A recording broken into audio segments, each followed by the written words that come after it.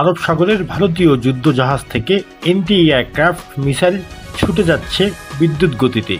ভারত যে সত্যিই পাকিস্তানকে আক্রমণের চিন্তাভাবনা করছে তা এরই মধ্যে স্পষ্ট হয়েছে।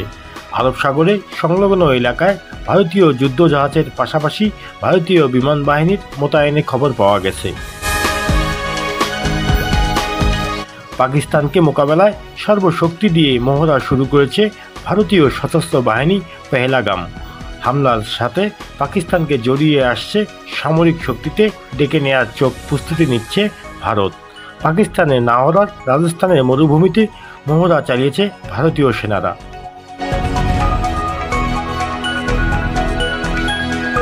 ঘুরে বেড়াচ্ছে রাজ্যের মরুভূমির বুকে, ঘুরে বেড়াচ্ছে একের পর এক সেনা ট্যাঙ্ক।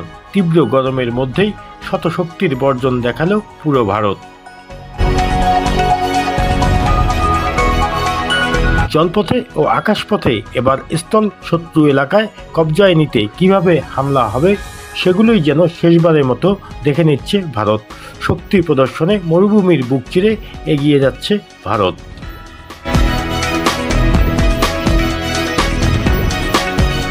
মরুভূমির বুক চিরে এগিয়ে গেছে একের পর এক ট্যাঙ্ক, নেমে আসছে হেলিকপ্টার থেকে মুহুর্মুহুর গোলাবর্ষণ।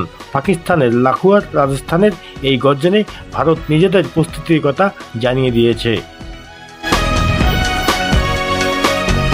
মর্টার শেলের গগন বেদী আওয়াজ এ যেন কেঁপে উঠেছে চারদিক, যেন এইমাত্রই শত্রু এলাকায় ঢুকে ঘাঁটি ধ্বংস করে প্রস্তুত হেলিকপ্টারগুলো। একের পর এক পাক খাচ্ছে হেলিকপ্টার, সেই সাথে আছে প্যারা কমান্ডোর শক্তি প্রদর্শন। শব্দ শক্তি হলো ভারতীয় সেনার উত্তম পশ্চিম, দক্ষিণ, পূর্ব, মধ্য, দক্ষিণ পশ্চিম এবং সেনা প্রশিক্ষণ কমান্ড। সকল কমান্ডের নির্দিষ্ট দায়িত্ব এবং কাজের ক্ষেত্র রয়েছে। এই কারণেই ভারতীয় সেনাকে শতশক্তি কমান্ড বলা হয়। বৃহস্পতিবার পহেলগামের ঘটনার পর ভারত চুপ করে বসে থাকবে না বলে হুঁশিয়ারি দিয়েছেন নরেন্দ্র মোদী। এর 24 ঘন্টা পর শুক্রবারে রাজস্থানে মরুভূমিতে হামলা চালায়। 1971-এর রাজস্থানে হামলা চালায় পাকিস্তান। সেই রাজস্থানের মরুভূমিতেই সাজোয়া গাড়ি নিয়ে শুক্রবার পুরো দম্ভর যুদ্ধের মহড়া দিল ভারতীয় সৈন্যরা। পাশাপাশি আরব সাগরেও মহড়া চালিয়েছে ভারত, যেখানে জাহাজ বিধ্বংসী ক্ষেপণাস্ত্রের সফল উৎক্ষেপণ করেছিলেন নয়াদিল্লি। ভারতীয় নৌবাহিনী এক বিবৃতিতে বলা হয়েছে, ভারতের সামুদ্রিক স্বার্থ রক্ষায় নৌবাহিনীর ক্ষমতা প্রদর্শনের একটি গুরুত্বপূর্ণ পদক্ষেপে এই মহড়া। এর মাধ্যমে যুদ্ধজাহাজের অপারেশনাল কার্যকারিতা এবং দূরপাল্লার আক্রমণাত্মক হামলার সক্ষমতা দেখে নেওয়া হচ্ছিল।